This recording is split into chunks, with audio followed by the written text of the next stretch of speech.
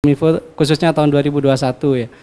Kementerian Kominfo menyelenggarakan program beasiswa S2 dan S3. Dulu kita sempat ada S3, tapi sejak tahun 2011 untuk sementara program S3-nya masih moratorium. Jadi kita masih belum membuka kembali program S3. Mudah-mudahan di tahun depan kita bisa membuka kembali. Jadi kami sudah menyelenggarakan program ini sejak tahun 2007 dan ada perubahan-perubahan kebijakan di sepanjang perjalanannya. Jadi untuk tahun 2021 kami akan menyampaikan program ini dibuka untuk negara mana saja khususnya, kemudian jurusan-jurusan apa saja. Jadi sore ini Bapak Ibu dan rekan-rekan yang mengikuti webinar ini dapat berdiskusi dan menanyakan apa saja yang terkait dengan program tersebut. Jadi untuk tahun 2021 kami di Kementerian Kominfo untuk program beasiswa S2 luar negeri ini ada dua sasarannya. Yang pertama adalah ASN. ASN ini juga meliputi anggota TNI Polri. Kemudian masyarakat umum yang pastinya bekerja di bidang TIK ya, karena kita kementerian yang bergerak di bidang TIK. Kemudian ada dua skema Bapak Ibu rekan-rekan. Ada dua skema dari program beasiswa S2 luar negeri tahun 2021 ini. Yang pertama adalah kita kemitraan secara bilateral dengan kampus, yaitu kita nyebutnya program beasiswa S2 luar negeri Kemenkominfo. Kemudian yang kedua kita ada kerjasama ya tahun ini dengan Kemenkominfo Stunet. Sebenarnya ini sudah agak lama, sejak tahun 2017 ya kita sudah bekerjasama dengan Stunet, walaupun sempat berhenti waktu itu selama 2 tahun, dan tahun ini alhamdulillah kita bisa membuka kembali kerjasama dengan Stunet untuk beasiswa ke negara Belanda khususnya. Nanti di slide berikutnya akan kami sampaikan secara lebih detail terkait program ini.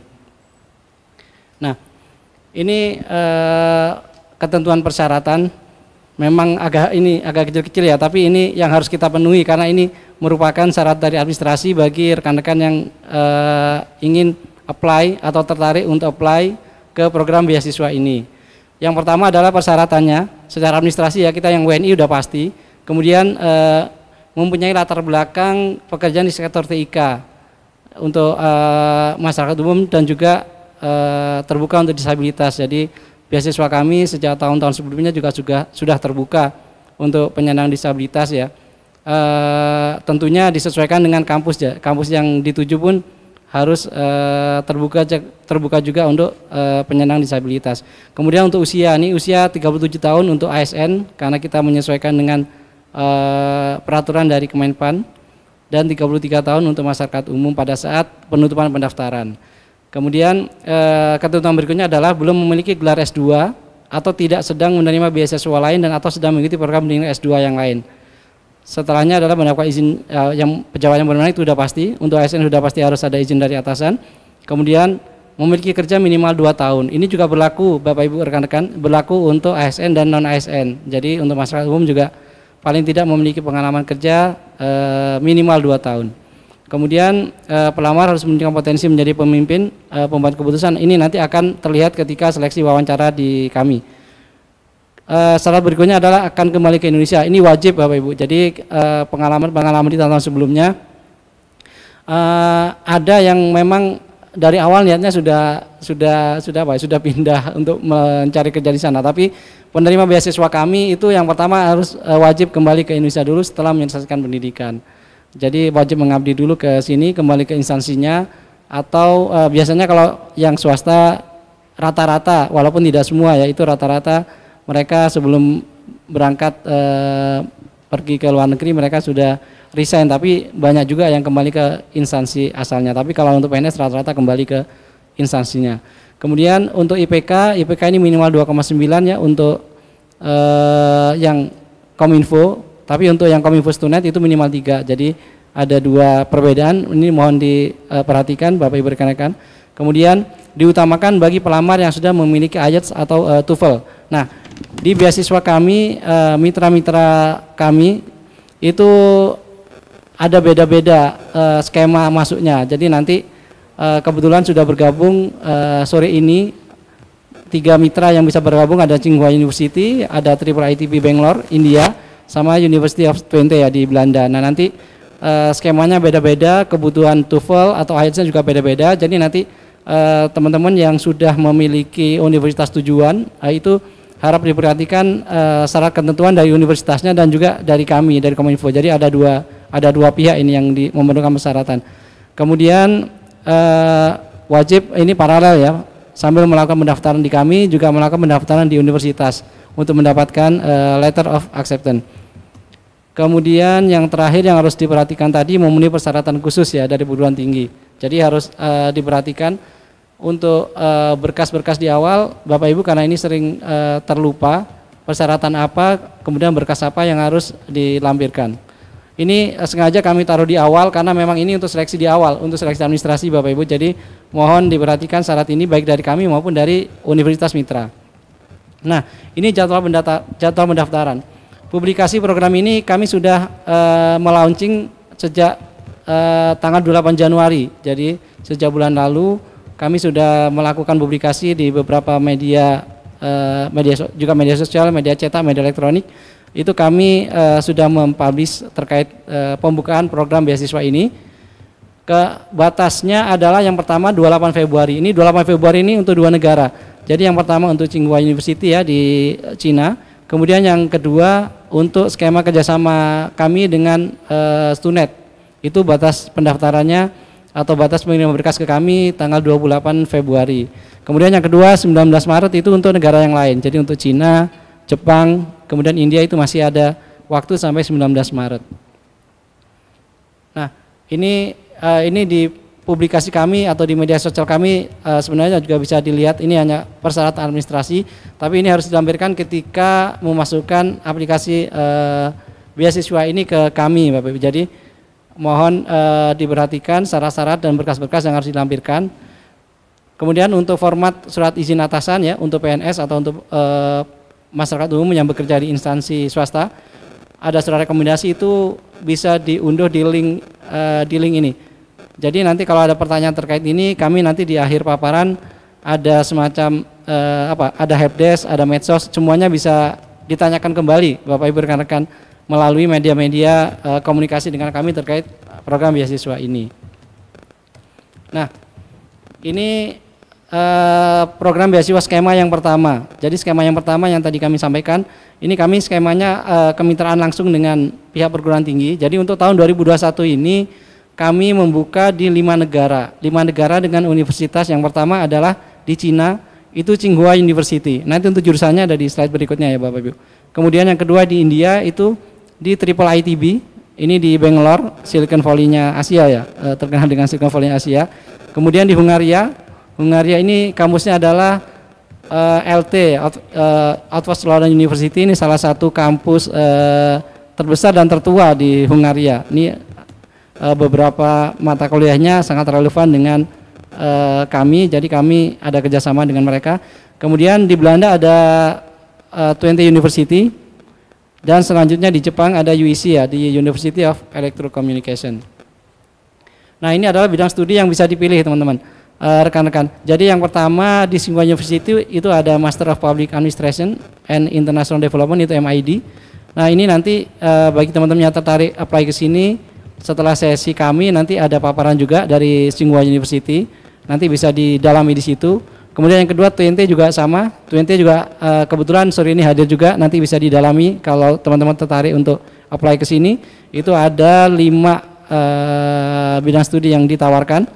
Kemudian untuk India, Triple ITB itu ada MS in Digital Society sama Master of Technology in Computer Science and Engineering. Itu bagi teman-teman yang tertarik ke India ya, India karena TIK di sana juga salah satu yang paling maju saat ini.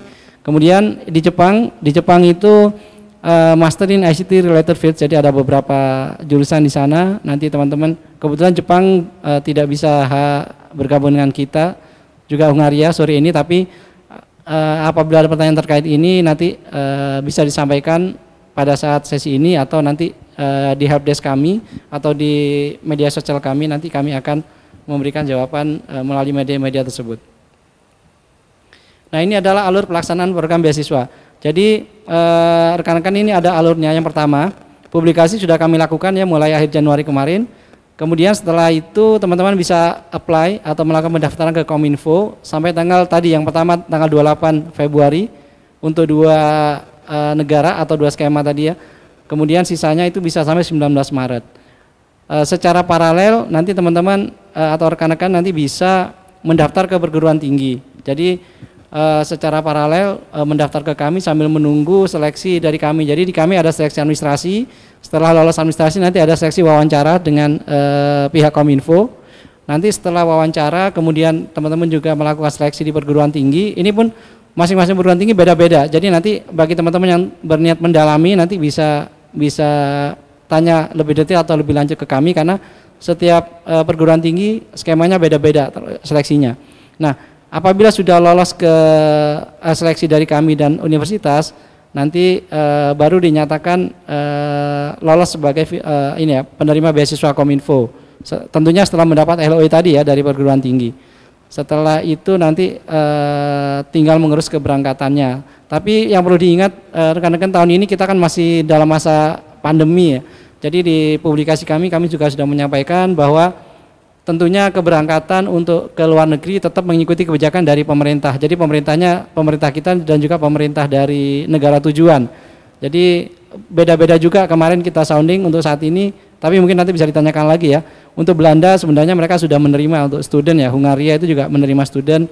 Tapi untuk Jepang kemarin mereka masih belum menerima. Jadi untuk yang belum menerima kemungkinan untuk semester awal akan dilaksanakan pembelajaran jarak jauh. Tapi setiap perkembangan nanti pasti kita update, yang pasti skema atau seperti apa cara belajarnya nanti kita mengikuti perkembangan karena kita belum tahu masa pandemi ini sampai kapan teman-teman.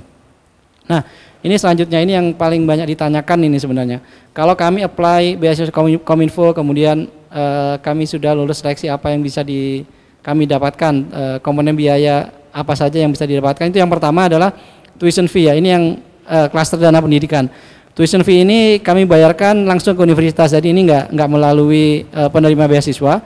Itu langsung kami bayarkan ke universitas sesuai dengan tagihan. Kemudian yang kedua adalah tunjangan buku dan bantuan tesis. Kalau tunjangan buku ini kami bayarkan ke penerima beasiswa. Itu nanti akan kami bayarkan per tahun karena rata-rata 2 tahun ya untuk master di sana. Kemudian ada bantuan tesis.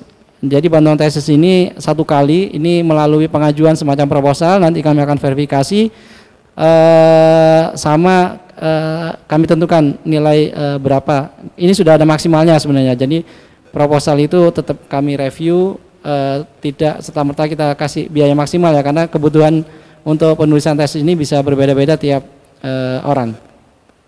Kemudian yang kedua, dana pendukung. Nah, dana pendukung ini yang pertama adalah biaya transportasi PP, rekan-rekan. Jadi biaya transportasi PP dari tempat domisili. Jadi kalau misalkan domisili bukan di Jakarta misalkan dan harus transit ke Jakarta, dari tempat kedudukan teman-teman di sana, misalkan di daerah A, itu kami tanggung sampai